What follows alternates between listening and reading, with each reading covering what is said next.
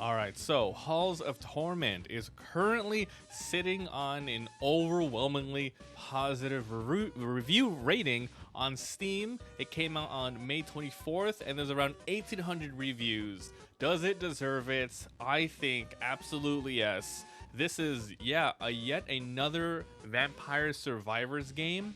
Though Vampire Survivors themselves didn't create the genre of walking around and auto battling, it really sure did help it propel it to sort of mainstream fame where tons of developers, not just indie, but even some big developers are trying to copy and really just hit gold here. And Vampire Survivors, though it's still going strong, there are other developers who have really taken this genre into their own, and this is one of them where I think it's worth your time, because trust me, I've played a ton of them.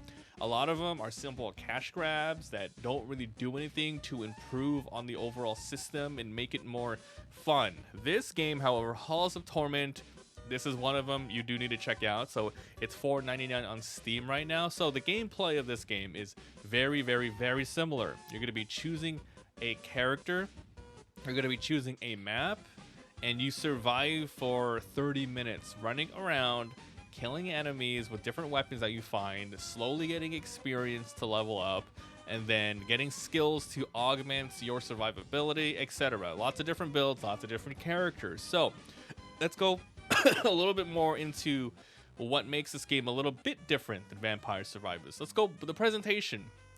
Alright, so as you can already tell, the graphics here, they're not sprite-based. Vampire Survivors was very smart in that the gameplay was simplistic but addicting. The graphics were simplistic and nostalgic. Old school sprite-based 8-bit, right? This one here does the same thing, but they took another sort of retro look that people are very fond of, and that's the old school sort of PC sort of look here. You know, reminds you of like Diablo 1, Diablo 2, and you know, this game is directly inspired by that with all the freaking demons, all the lava-infested areas, the bosses, everything just screams Diablo.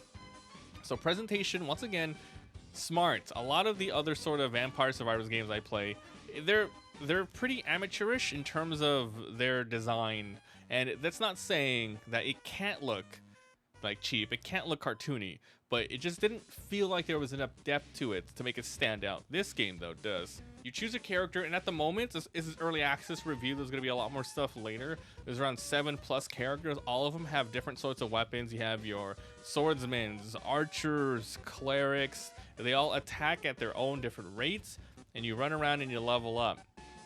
There's a timer that goes down from 30 minutes to 0. At different intervals, different types of enemies are going to be popping up. Special bosses, mini bosses, where if you kill them, you're going to be able to get a temporary skill that you can use for that run, like a wave of fire that shoots in your direction, lightning that shoots random enemies, etc. And you can also run around, find barrels, which give you money and health. So that's pretty much the game. If you get all the way down to 0, zero on the timer, depending on the stage that you are on, you're going to be fighting a specific boss. And this is what I really, really like about this game compared to Vampire Survivors. It's just another, like, not that it improved on, but it, like, drastically changed. And when it hits 0, you don't simply just get, the stage doesn't just end. You don't get killed by Dracula or whatever. You fight a real boss, and it turns into a goddamn bullet hell. So all that 30 minutes that you took to really build up your character, whether it be, oh, I want to go straight defense, movement speed, I want to level up my main weapons, attack, projectile, I want to go all in skills, it's put to the test against this boss. And once you defeat it, then you get major rewards. So that's it. There's like a lot of stages in that regard. Okay, what else? The controls, I think it's really good. You can play with keyboard and mouse, but I played with a controller. So you have the thing where you run around and your character will auto attack the nearest enemy, depending on what they have equipped. However, they give you even more options. You can take off auto attack, because sometimes you might not want to if there's a certain ability or a gear that lets you, for example, build up your attack if you don't continue striking. You have auto, you can go ahead and use the controller, point in a direction, and aim all of your stuff. So this plays a lot more intuitively, where you're not just running in a circle, hopefully, hoping your weapon will attack a certain enemy. You have very high degree of where you're moving and when your attacks will land, where they will land. So the controls are very, very much improved in this game. The meta upgrades, I think, is what's really going to take this game to much more greater heights than a lot of Vampire Survivor clones, because this is how it works. Once you're in there, you don't just level up, get random skills and passives, die and restart. You also find random equipment here. Headpieces, chest pieces, 2 rings, amulet, and boots. They all do different things. For example, it can do basic stuff like more attack speed, more defense. And then some of the really cool ones is, it changes your weapon property to fire with a % chance to set enemies ablaze. A lot of things like that. You grab those and it increases your abilities for the run. But when you lose, they're gone and you start with 0 items again. However, every single time you do a run, you can grab one of those items and you can put them up a well.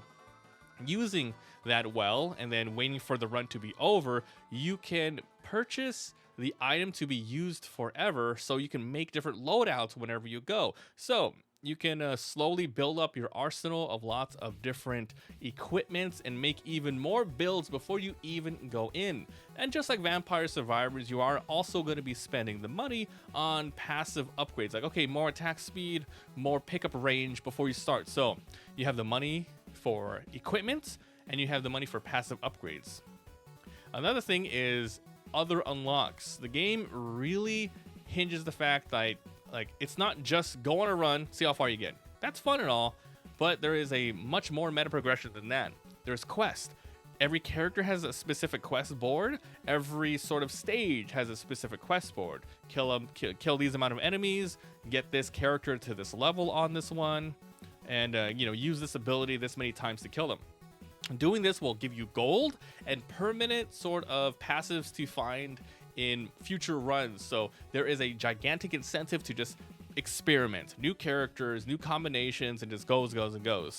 There's just something about this game where I feel they just nailed it. The sound effects are great, the bullet hell's good. A lot of the enemies aren't just walk up to you and if you get touched you're gonna get hit. There's projectiles flying everywhere, there's people charging. It plays like a really, really good action RPG where you can kind of zone out, but for the most part, you need to actively look where you're going, look on the ground to see the indicators of where enemies are dropping giant fireballs, waiting for that boss, choosing your loadout, and choosing which one to bring back up, because you can only bring back one equipment. So this game has a lot going for it, and I think, as mentioned, it's one of the best Vampire Survivors games I played, and it's only $5.